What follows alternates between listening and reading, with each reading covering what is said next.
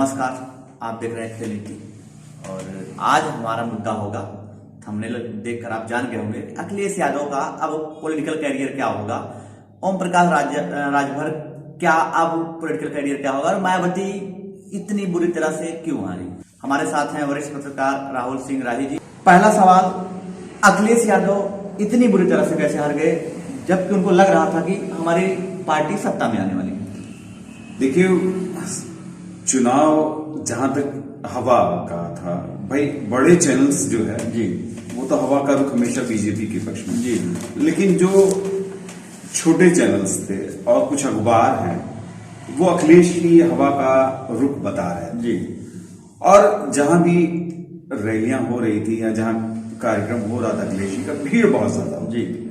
चूंकि प्रोडक्टिविटी ये थी कि रैली में कोई ले जाने वाला नहीं था बल्कि वो लोग स्वतः जा रहे थे।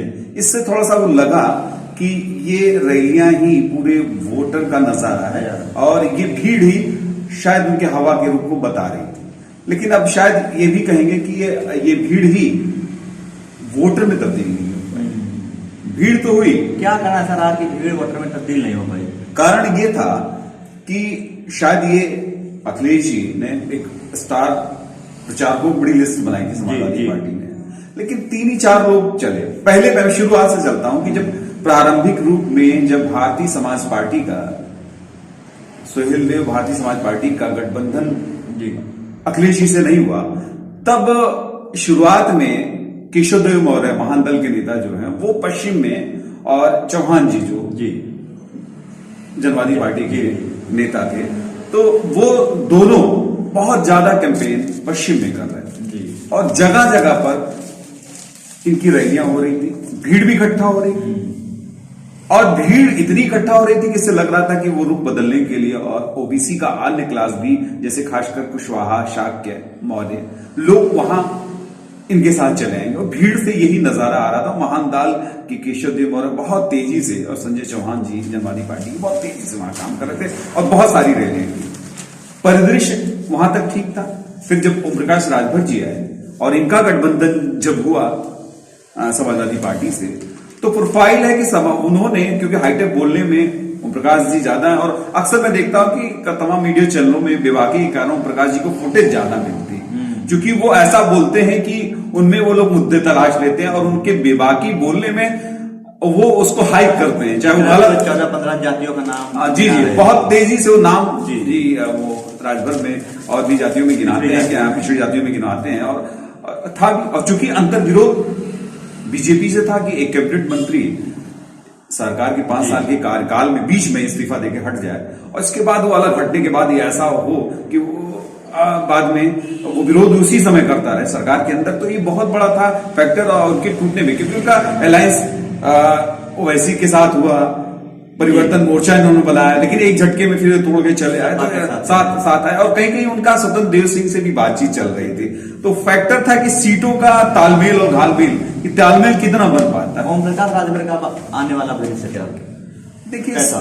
देखिए ओम प्रकाश जी का आने वाला भविष्य, अभी वो समाजवादी पार्टी को नहीं छोड़ेंगे, इसलिए नहीं छोड़ेंगे कि 2024 का लोकसभा चुनाव आना है और जिस तरह से उनकी पहले 4 सीटें थी, 6 सीटें हुई और कई जगह उनके उम्मीदवार जो है दूसरे स्थान पर रहे, अच्छी फाइट की है वो, तो जाहिर सी बात है कि वो सोचेंगे कि समाजवादी पार्टी के साथ गठबंधन में कहीं सोहेलदेव भाजपा का, सोहेलदेव समाज पार्टी का एक आध 2 नुमाइंदे वो अपने पार्टी, अपने सिंबल पे आधारित होकर वो लोकसभा में थे और समाजवादी पार्टी की भी मजबूरी बनेगी कि इस अलायंस के नाते उनको भी 1-2 सीट वो लोकसभा 2024 के लिए देगी और उनको भी बैकवर्डों के बीच में एक प्लेटफॉर्म तैयार करने के लिए एक जगह मिलेगी। अगर वो कहीं इधर उधर जाएंगे फिर उनके ऊपर आरोप लग जाएगा ओम प्रकाश राजभर के ऊपर। और ओम प्रकाश जी ने अपने बयानों में ये तस्दीक दे दी है कि हम आगे के लिए हम अपनी रणनीति बना रहे हैं, मीटिंग करेंगे, तो जाहिर सी बात है कि ओम प्रकाश जी अभी इस अलायंस से नहीं भागेंगे और उन्होंने अपना इसमें भविष्य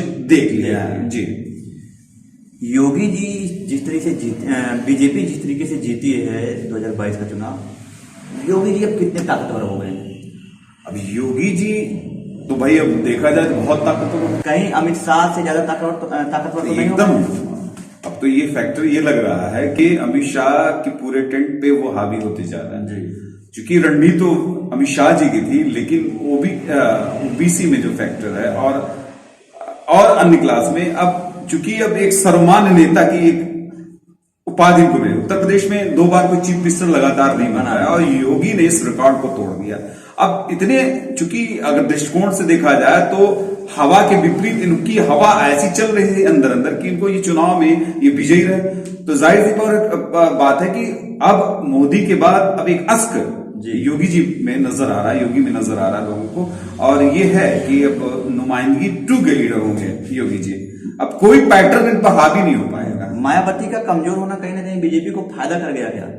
एकदम भाई, मायावती को आखिर वो तमाम से उनके ऊपर थे कि जिसमें एक तमाम से घोटालों के आरोप थे और आज से ज्यादा संपत्ति, तमाम ऐसे मामले थे कि खुल सकते थे और शायद कहीं ना कहीं ये मैनेज हो गए, चाहे जिस तरीके से कहीं ना कहीं मैनेज हो गए। ऐसे बातों से लगता था कि सपोर्ट जी उन्होंने कहीं शायद इसीलिए उनका वोट बीजेपी में चला गया या सपा में आ गया, उनको नुकसान खुद हो गया। जी खुलकर कहीं नहीं आ पाई, जितनी भी रैलियां की हैं। सतीश चंद्र मिश्रा ने उस रैलियों को आगे किया और इसके बाद, लेकिन वो खुलकर जो चुनाव प्रचार मायावती जी करती थी, वो खुलकर कहीं भी ऐसा चुनाव प्रचार नहीं हुआ। और इसे लगता है कि कहीं के चुनाव प्रचार ना होने से सबसे ज्यादा भारतीय जनता पार्टी को फायदा, और खासकर पश्चिम इलाकों में।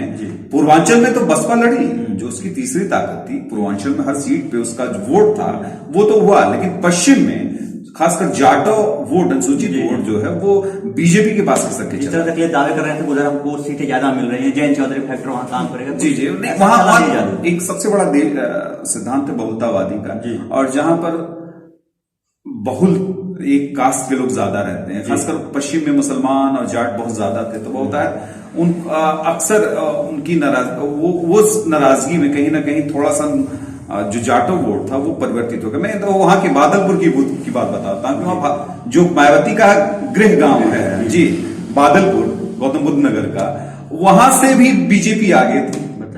बीजेपी उस बूथ पर भी आगे थी, क्योंकि एक लीडर का गांव और उसमें उस गांव में भी वोट उनके पक्ष में आ गए। तो इसका मतलब है कि जाटा वोट जो था वो धीरे धीरे उसने मूवमेंट बना लिया और वो बीजेपी के साथ अधिकतर चला गया, जिससे कि बसपा को एकदम उसके वोट परसेंटेज में गिरावट आई। और यही है कि अब वो भले वो कह रही हो कि समाजवादी पार्टी या लोगों ने भ्रम फैलाया, समाजवादी पार्टी इसके जिम्मेदार है कि मुस्लिम मेरे साथ आए होते तो ऐसा कुछ होता है। इससे पहले भी बहुत बार अलायंस बने हम, और उन्होंने अगर मुस्लिम उनके साथ रहे तो उनकी गवर्नमेंट बनी, लेकिन उसमें अन्य जातियों का जो सपोर्ट होता था, क्षत्रिय ब्राह्मण सारी जातियों का सपोर्ट उनको होता था। लेकिन अब तो मिलने वाला नहीं, क्योंकि ये सारा वोट तो बीजेपी में शिफ्ट हो गया जाके।